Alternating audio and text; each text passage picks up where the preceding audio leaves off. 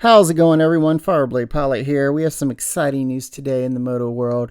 BMW has released and unveiled the M1000RR. If you've been following me for a while, you guys know I used to own a 2014 S1000RR in all black. It was an amazing bike. I actually still wish I owned it to this day. Now, don't get me wrong, I love my Ducati Panigale before Speciale, but I do miss this amazing bike.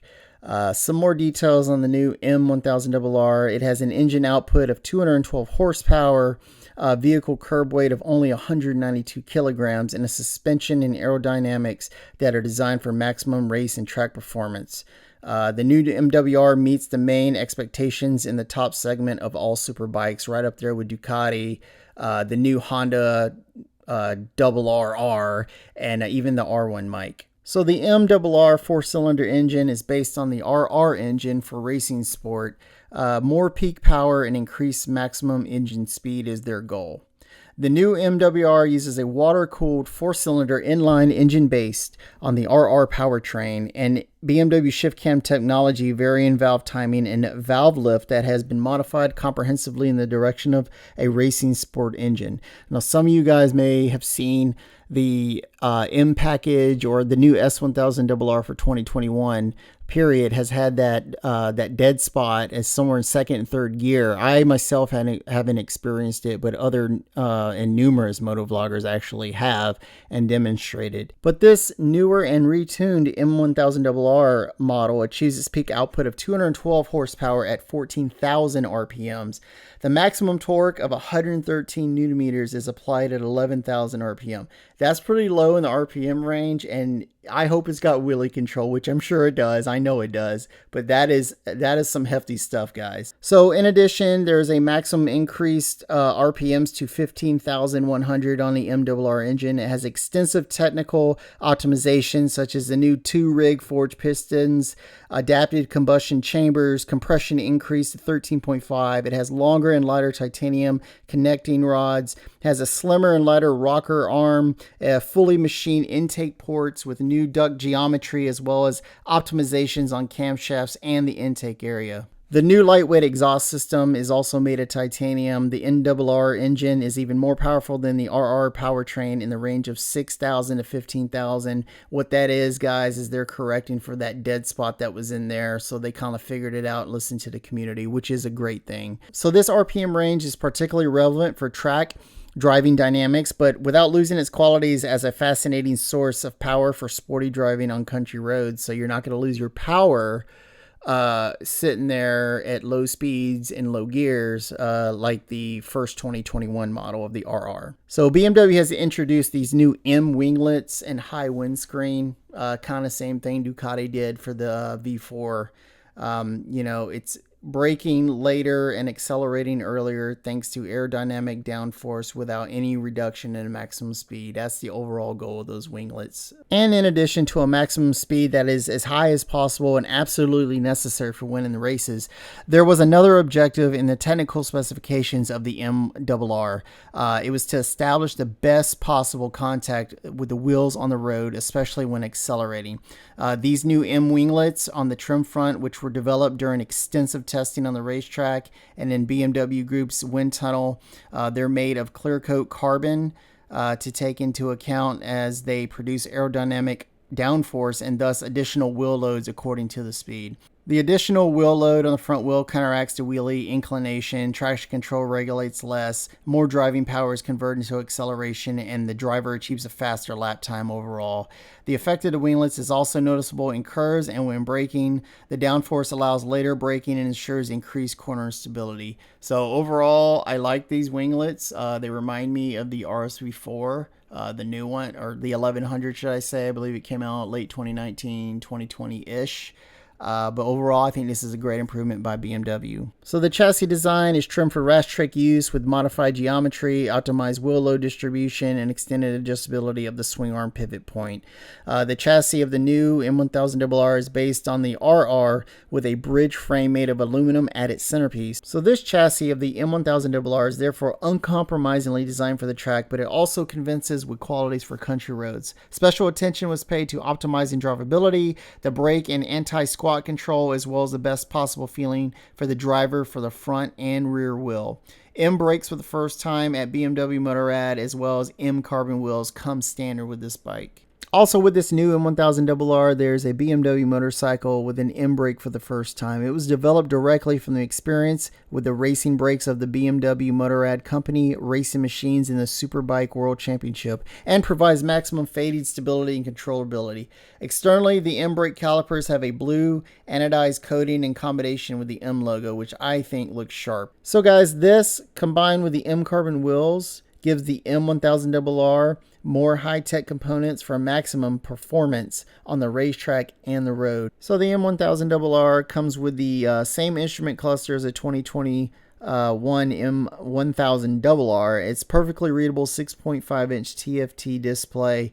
The instrument cluster has the same basic design as the RR and has an M start animation.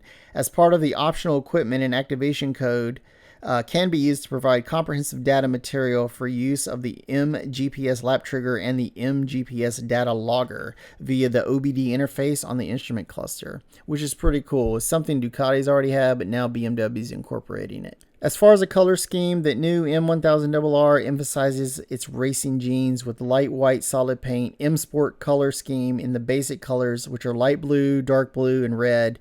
Further features the MRR on the engine covers in granite gray and the fuel filler cap painted black. And one more thing that's awesome about this bike, for those that are not satisfied with the new MRR in standard trim, there's an M competition package that will provide a fascinating mixture of classy components for the racing technology gourmet and the aesthete at the same time. In addition to the M GPS lap trigger software and corresponding activation code, the M competition package also includes the M milled parts package, the M carbon package, as well as a silver 220-gram lighter swing arm, the friction optimized, maintenance free, and DLC coated M endurance chain, and the passenger package, including a tail hump cover.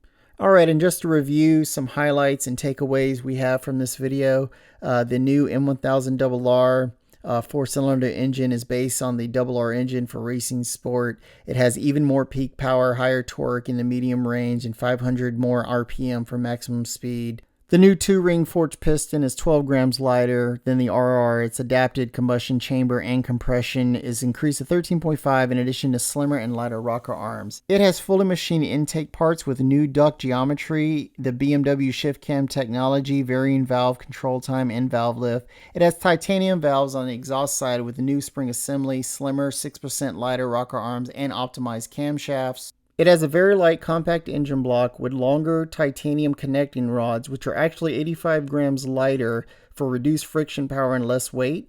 It has an anti-hopping clutch without self-reinforcing for optimum launch control. It has an optimized differentiated intake system with shorter intake funnels and optimized gas exchange at higher rotational speeds. It has a new lighter exhaust system with the exhaust manifold, front silencer, rear silencer made of titanium. It comes with the new M winglets and higher windscreen. It has rain, road, dynamic, race, and race pro 1 through 3 riding modes and the latest generation of the dynamic traction control and DTC wheelie function with 6-axle sensor box. 2 adjustable characteristic throttle curves for optimum response characteristics, engine braking, and 3-fold adjustable engine drag, torque, and race pro mode. Comes with Shift Assistant Pro for shifting gears up and down without a clutch, launch control, hill start control. It comes with the M brakes for the first time, has the M carbon wheels. The instrument cluster is the same as the 2021. It has the lightweight M battery with a USB charging socket in the rear. And finally, of course, as I discussed, it comes with the M competition package as an option, which is kind of ridiculous considering the bike is around, I think, $40,000 is the figures I've seen. Is it really worth 40 grand? Well, that's something you're going to have to debate with yourself. You can get a new S1000RR, like the red one, for instance, which is the basic model, not the M model. And I believe you can get it for, 15, 16, maybe around 18 out the door, but you can get, it says MSRP of around 16 or so. Whether it's worth twice the price, more than twice actually, for a basically a Ducati V4R is what they were shooting for. It's almost the same exact price. I'm not really sure. Now, what I like is the idea of this 2022 all black S1000RR, which reminds me of my old 2014 that I loved. And then you can just put some parts on it yourself and upgrade instead of paying 40 grand. And I know this is limited, it'll probably be numbered, just like my V4 Speciale is, but overall, it's a niche thing. I think some people will love it if you use it more for the track, but if you're an everyday street rider, you cannot go wrong with the base S1000RR. So I hope that was some useful information. I kind of gave you everything I knew about it and everything I've read about it from the research. Hope you enjoyed the video. If you have, please give a thumbs up, subscribe to the channel, stay tuned for more moto news. And my channel primarily focuses on my Ducati V4 Speciale, but I will cover moto news because I care about the moto world. And with that, I hope you all have a great day. Until next time, I'll talk to you later.